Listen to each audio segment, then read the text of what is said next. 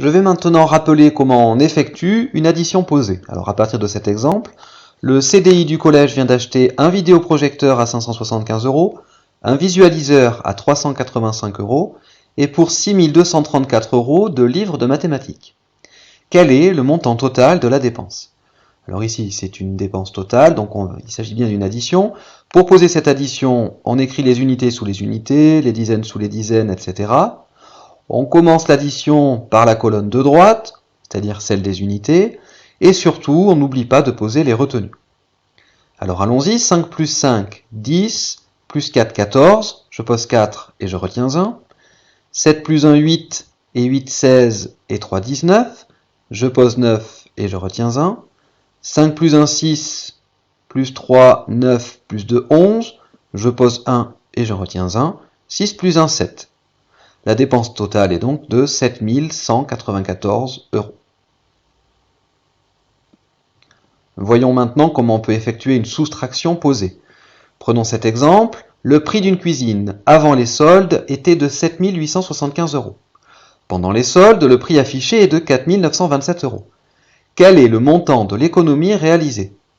Alors ici, il s'agit bien de faire une soustraction. La voici, donc pour la poser, on écrit les unités sous les unités, les dizaines sous les dizaines, etc. On commence la soustraction par la colonne de droite, qui est celle des unités. Et surtout, on n'oublie pas les retenues. Alors ici, on ne peut pas soustraire 7 à 5. Donc, on va aller chercher une dizaine pour soustraire 7 à 15.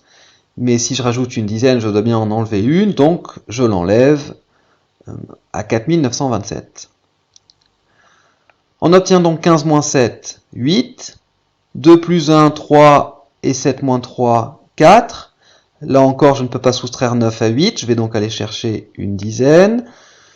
Je peux soustraire 9 à 18 si j'enlève encore 1 à 4. Donc 18 moins 9, 9. Et 7 moins 5, 2. L'économie réalisée est donc de 2 948 €. Pour vérifier une soustraction, on fait une addition. Quelle addition fait-on? Eh bien, on va ajouter le résultat au plus petit des deux nombres. Et si on trouve le plus grand des deux, c'est qu'on ne s'est pas trompé. 8 plus 7, 15, je pose ça, je retiens 1. 4 plus 1, 5, plus 2, 7. 9 plus 9, 18, je pose 8 et je retiens 1. 4 plus 2 plus 1, ça fait bien 7. On ne s'est pas trompé.